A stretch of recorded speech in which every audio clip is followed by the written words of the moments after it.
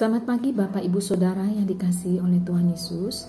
Kita bertemu kembali dalam ibadah online pada minggu ini, di minggu terakhir di tahun 2020. Mari sebelumnya masuk dalam kebenaran firman, kita mau masuk di dalam doa. Anugerah-Mu cukup buat kami Tuhan, sehingga pada pagi hari ini kami boleh bersama kembali beribadah dan mengucap syukur untuk penyertaan-Mu dalam hidup kami. Mari Roh Kudus berkati ya, supaya kami boleh memahami kebenaran firman Tuhan dan mempraktekannya dalam hidup kami.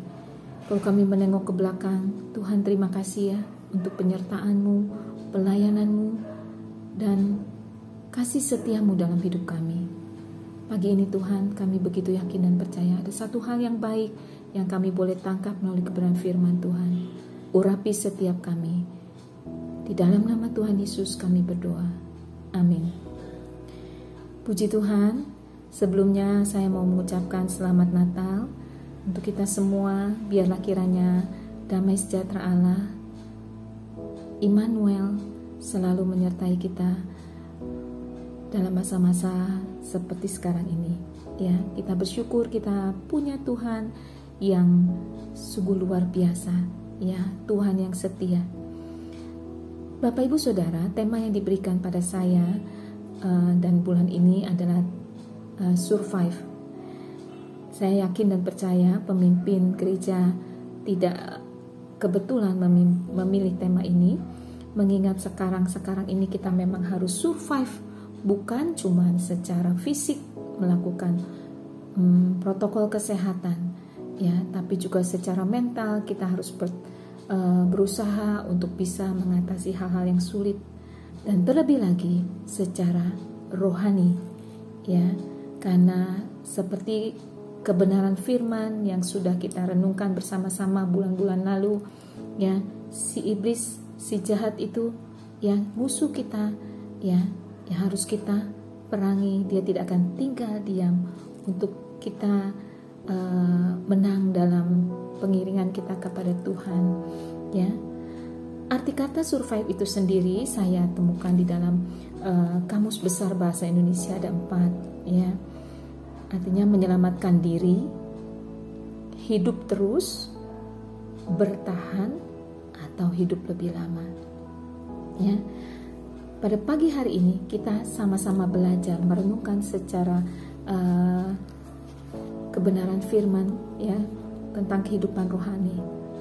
Mampukah kita bertahan? Ya, kalau kita lihat apa yang harus kita pertahankan dalam pengiringan kita kepada Tuhan, ya, apa yang harus kita follow up? Kalau kita sudah terima Yesus, apa cuma begitu aja? Ya, kita bukan sekali selamat tetap selamat, tapi kebenaran firman Tuhan mengatakan, kejarlah keselamatanmu dengan takut dan gentar. Artinya dalam pengiringan kita kepada Tuhan, ya, kita harus semakin lebih lagi dan lebih lagi, sehingga pada akhirnya Tuhan menjemput kita dan kita pulang. Ada sesuatu hal yang luar biasa. Tuhan bisa melihat betapa kita boleh melakukan seturut dengan kebenaran firman, ya. Pagi hari ini kita mau buka dulu dari Yudas, surat Yudas, ya. Yudas adalah salah satu murid Yesus, ya. Di sini dia mengatakan cuma ada satu pasal Yudas. Kita mau baca ayat yang ketiga, ya. Ini saya akan bacakan buat saudara dari Yudas, hamba Yesus Kristus, ya. Di sini dia saudara Yakobus dikatakan ayat 1-nya. Ayat 3 dia mengatakan begini: Saudara-saudaraku yang kekasih, sementara aku bersungguh-sungguh berusaha menulis kepada kamu tentang keselamatan kita bersama.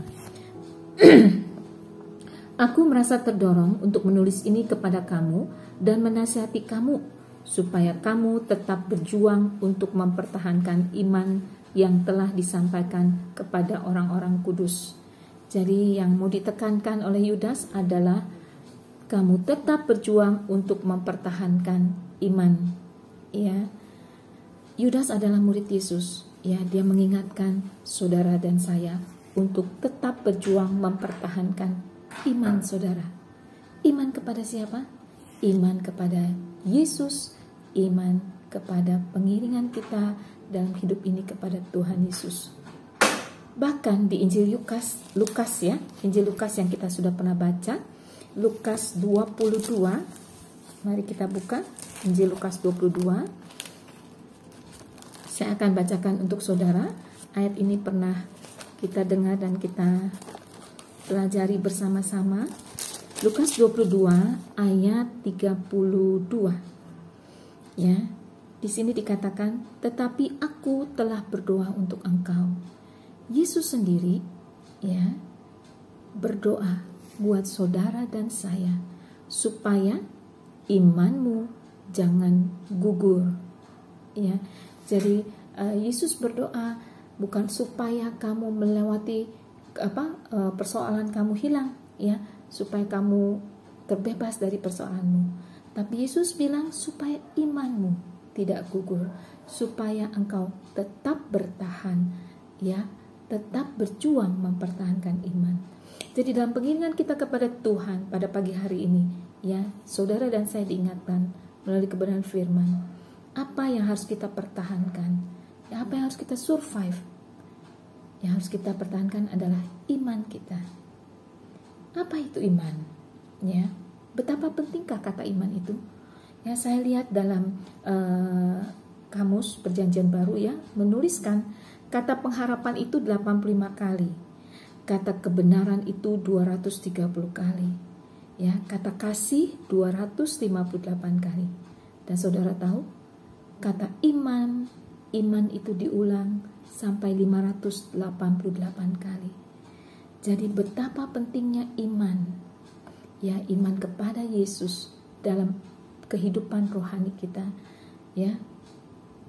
Kalau iman itu begitu penting, apa arti iman itu sesungguhnya? Ya, Alkitab mengatakan banyak tentang iman. Kalau di Efesus 2 ayat 8, kita tidak perlu buka ya, tapi nanti saudara bisa lihat. Efesus 2 ayat 8 mengatakan, ya, karena kasih karunia saudara dan saya diselamatkan. Ya, bukan karena usaha kita, ya, bukan karena kita berbuat baik. Ya, saudara dan saya diselamatkan karena iman kita kepada Yesus. Ya. Lalu Roma 3 ayat 28 di sana dikatakan, ya, kita dibenarkan bukan karena melakukan hukum Taurat, tapi karena iman kita dibenarkan. Iman kepada Kristus kita dibenarkan. Ya, kalau dilihat kita adalah manusia-manusia yang jatuh ke dalam dosa, ya, tidak layak masuk dalam kerajaan surga. Tapi karena iman kita kepada Kristus kita dibenarkan. Apalagi kata iman. Berapa waktu yang lalu lewat perenungan firman Tuhan, kita juga belajar, ya. Apa itu iman? Iman adalah salah satu senjata yang Tuhan berikan kepada saudara dan saya untuk boleh memadamkan panah api dari si jahat, ya, dari Efesus 6. Ya, dia adalah tameng, gunakan perisai iman untuk memadamkan panah api dari si jahat. Ya. Apalagi iman? Ya, dari 1 Yohanes 5 ayat 4 dan 5 di sana dikatakan, ya, kemenangan kita terhadap dunia, iman kita, inilah kemenangan yang bisa kita lihat melalui iman kita kepada Tuhan Yesus. Kita bisa mengalahkan dunia, kita bisa mengalahkan si jahat. Jadi luar biasa kata iman itu yang harus kita follow up untuk bisa survive dalam kehidupan rohani kita. Ya, iman itu kalau merupakan satu barang, mungkin dia ramai-ramai banyak dicari orang, ya. Ya, tapi kalau kita nggak mengerti apa arti iman itu, ya kita nggak bisa merawat iman itu dengan baik.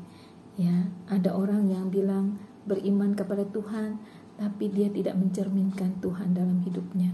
Ya, tidak bisa menjadi pelaku.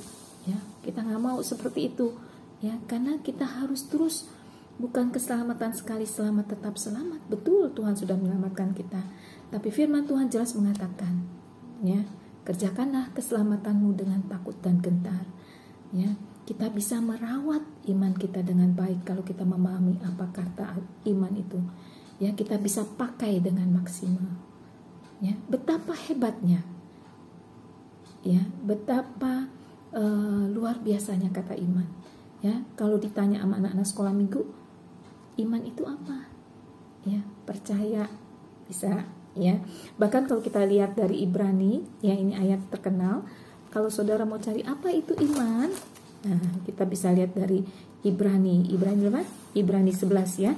Kita buka bersama-sama Ibrani 11, di sana ada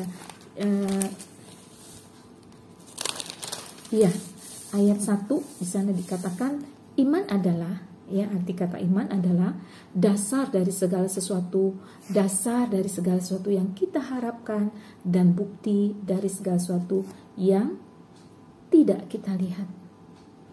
Sepertinya abstrak ya, sepertinya ngasih rancu. Mungkin kalau kita belajar lebih jauh ya, kita bisa sama-sama menyimpulkan apa itu iman. Ya, kalau nanti saudara baca Ibrani ini ya, mungkin saudara bisa paham lebih jauh. Kita juga sudah mulai memahami apa itu iman. Mungkin bisa bilang percaya, tapi saya merincikan iman itu yang harus kita follow up dalam pengiringan kita kepada Tuhan supaya kita bisa bertahan. Iman itu yang pertama adalah langkah respon kita terhadap Tuhan ya. Pertanyaannya, iman itu ada di mana? Iman itu ada dalam kita, ada dalam diri kita, bukan pada Tuhan. Kalau pada Tuhan itu ada yang hebat-hebat, pada Tuhan itu ada kuasa misalnya, pada Tuhan itu sumber kasih ya, Tuhan itu sumber berkat ya, sumber damai sejahtera. Jadi pada Tuhan itu ada yang hebat-hebat. Kita sebagai manusia yang memiliki iman kepada Tuhan, harusnya kita bisa mentransferkan ya, harusnya kita bisa mengambil yang hebat-hebat dari Tuhan karena kita percaya kepada Tuhan. Misalnya kalau kita beriman kepada Tuhan Yesus, kita harus bisa mentransferkan kasih yang Tuhan miliki dalam hidup kita ya. Tidak gampang, tapi kita mau belajar menggunakan iman kita dengan maksimal ya. Kalau kita beriman kepada Tuhan yang sumber damai sejahtera, biarlah ketika kita ada di tengah teman-teman, di tengah keluarga, kita harus bisa menjadi sumber damai sejahtera ya. Tidak mudah, tapi kita bisa minta pertolongan Tuhan ya. Allah Roh Kudus yang setia, yang mendampingi, yang menolong saudara dan saya untuk boleh terus belajar dari hari ke hari ya, menambah iman kita, melakukan langkah merespon ya. Iman itu adalah respon percaya kita kepada Tuhan. Ada satu cerita kisah nyata yang saya sungguh diberkati tentang satu cerita tentang seorang tentara China ya. Dia adalah tentara yang baik, tentara yang pinter, yang sabar, yang kasih, yang suka tolong. Teman-temannya suka sama dia ya. Tapi ada satu kelemahan dia ya, dia nggak bisa bawa mobil ya. Dan juga dia sering cerita tentang Tuhan Yesus karena rupanya dia sudah beriman kepada Tuhan, dia sudah percaya kepada Tuhan Yesus. Sementara teman-temannya lain belum kenal Tuhan Yesus. Dia rindu sekali supaya teman-temannya kenal Tuhan Yesusnya ya. Tuhan Yesus yang saudara dan saya kenal, Tuhan Yesus yang punya kasih yang besar, sehingga setiap kali dia cerita tentang Tuhan Yesus ya, teman-temannya udah mulai cuekin, aduh gak suka ya, karena mereka bilang gak ada Tuhan ya, mereka gak percaya Tuhan. Tapi prajurit ini gak bosan-bosan, sampai satu kali ya, pemimpin regu dari dia ada, prajurit ini dan teman-temannya mau kerjain dia ya. Mereka bilang oke, ya, kita akan percaya kepada kamu, kepada Tuhan kamu, kepada cerita kamu tentang Tuhanmu ya, dan kita mau belajar percaya kalau memang kamu bisa buktiin kamu bisa bawa mobil, karena memang kelemahannya bawa mobil ya. Dia gak bisa. Waduh, dia kaget, bukan cuma mobil tapi dia disuruh bawa truk, pindahin barang satu dari gudang A ke gudang B ya. Besok pagi kamu harus bisa bawa itu truk untuk pindahin barang. Dia begitu bingung, dia begitu khawatir, tapi dia berdoa kepada Tuhan. Dia bilang, Tuhan Yesus, aku mau pertaruhkan imanku ya, aku mau teman-temanku juga Engkau selamatkan, biarlah kuasa-Mu nyata sehingga aku bisa bawa truk yang suruh memindahkan barang itu ya.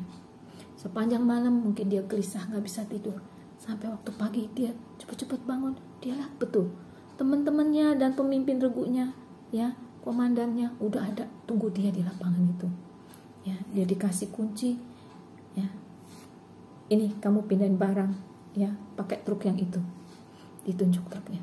Waduh, waktu berjalan ke truk dia terus berdoa, waktu masuk juga ke dalam truk dia berdoa, Tuhan Yesus supaya aku bisa ya bawa, jangankan truk ya, mobil aja yang biasa dia susah, ini suruh bawa truk yang cukup besar, ya, tapi dia bilang imanku dipertaruhkan Tuhan, bantu aku, ya.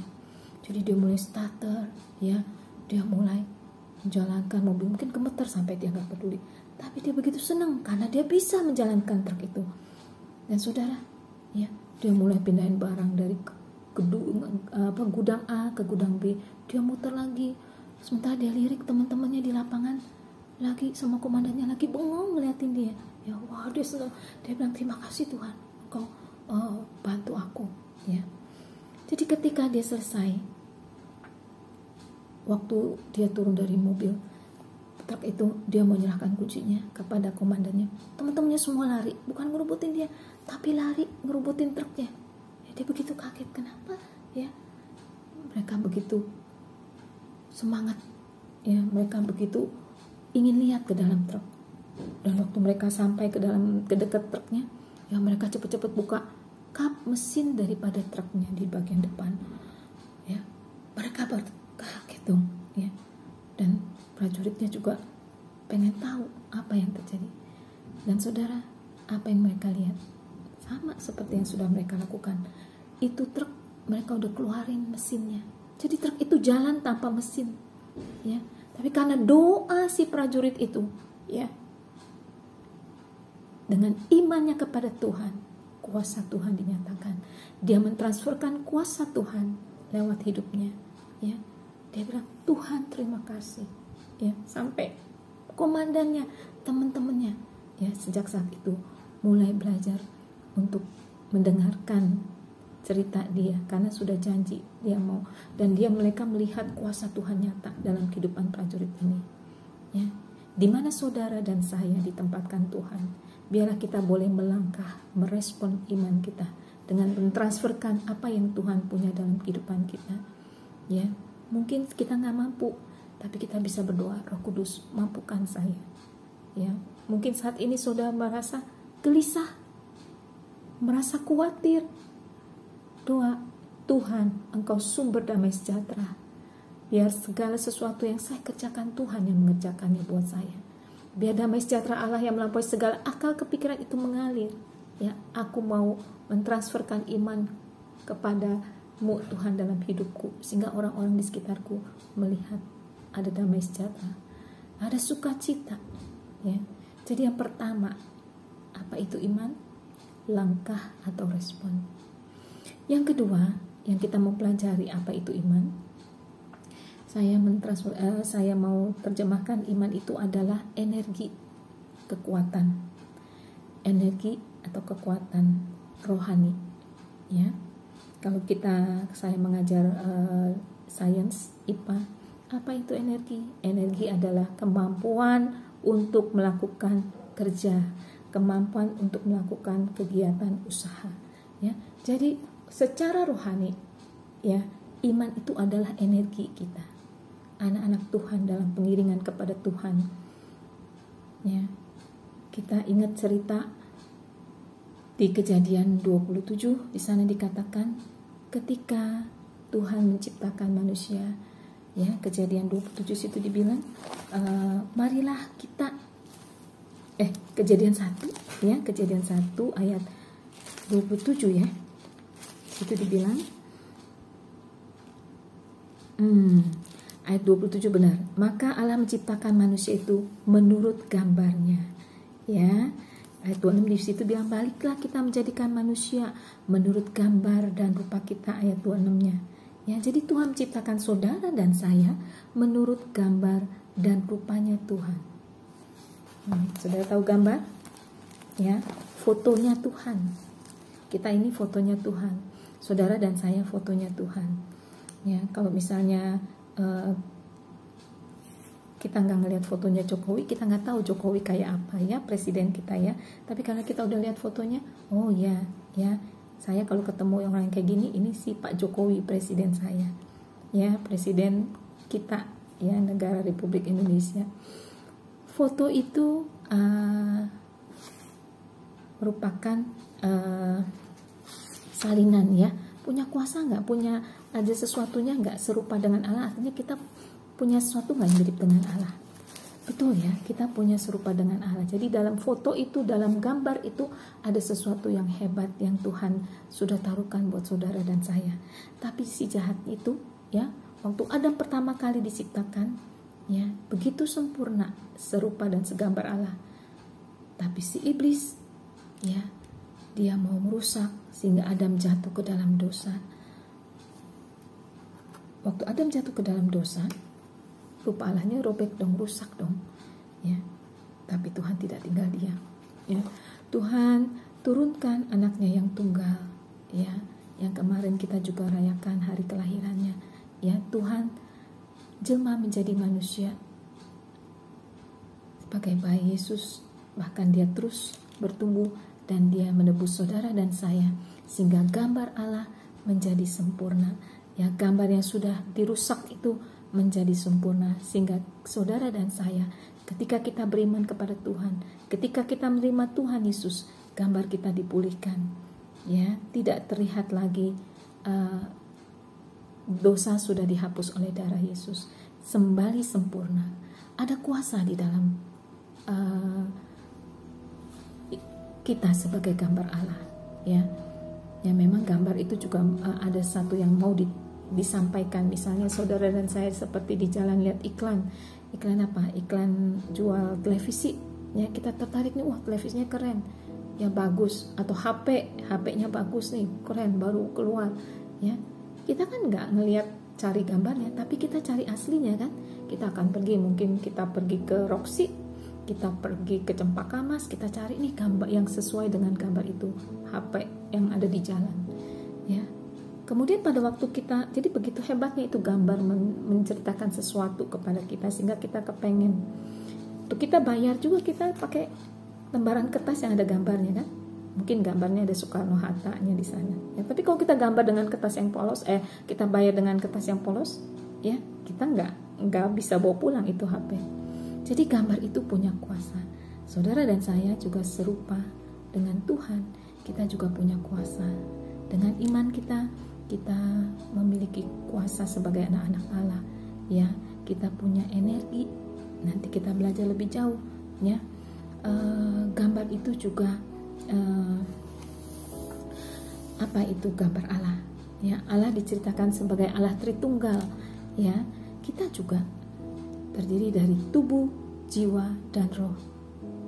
Nah ini maksud dengan energi tubuh ya, itu kita belajar juga dan kita sudah tahu.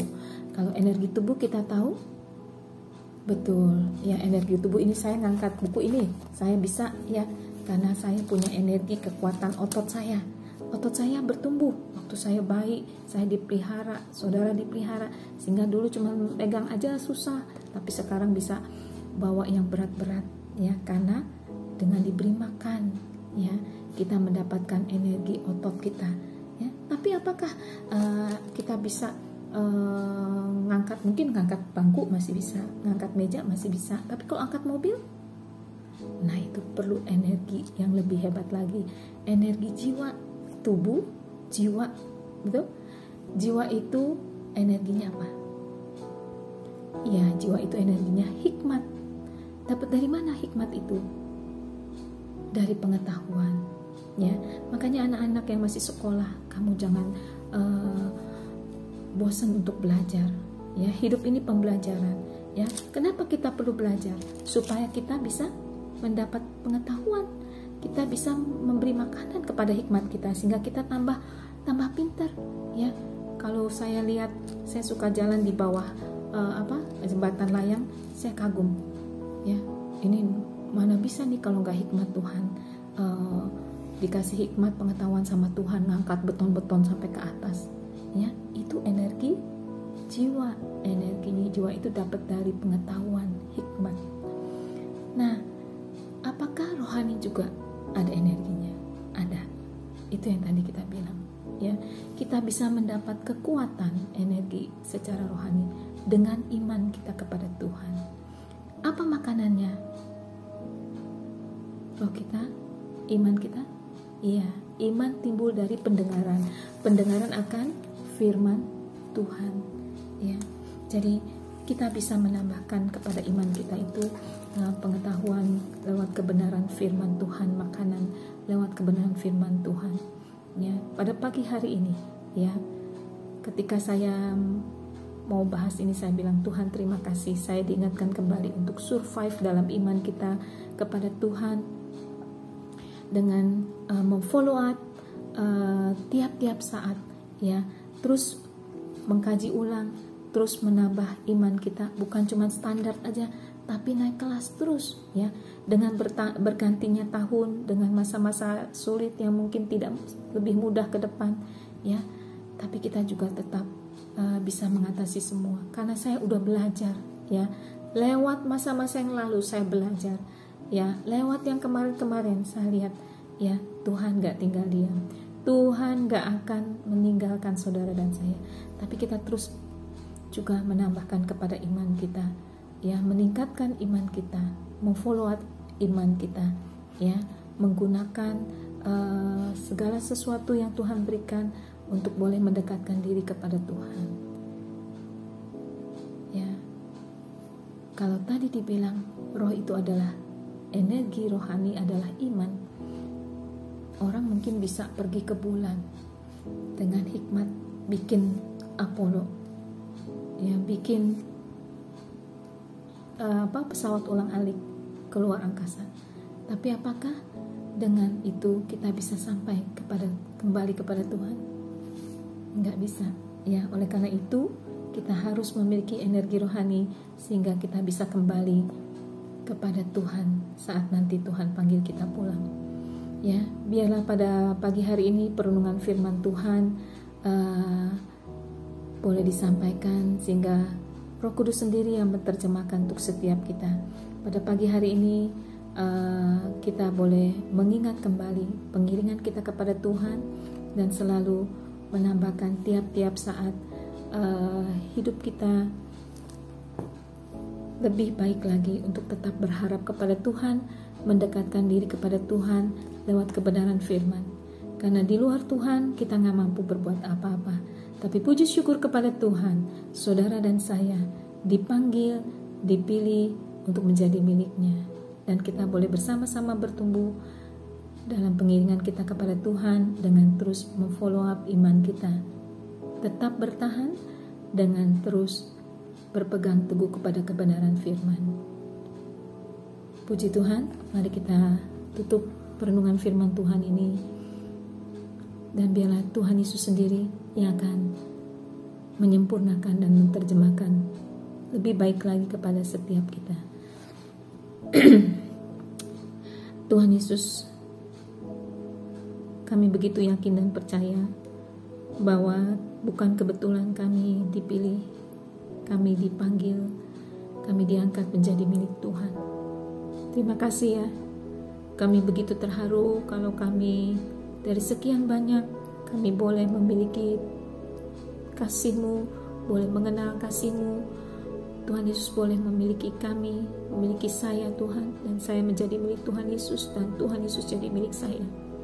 Tuhan, biarlah saya boleh memahami itu, kami boleh memahami itu akan panggilan kasih Tuhan dalam hidup setiap kami.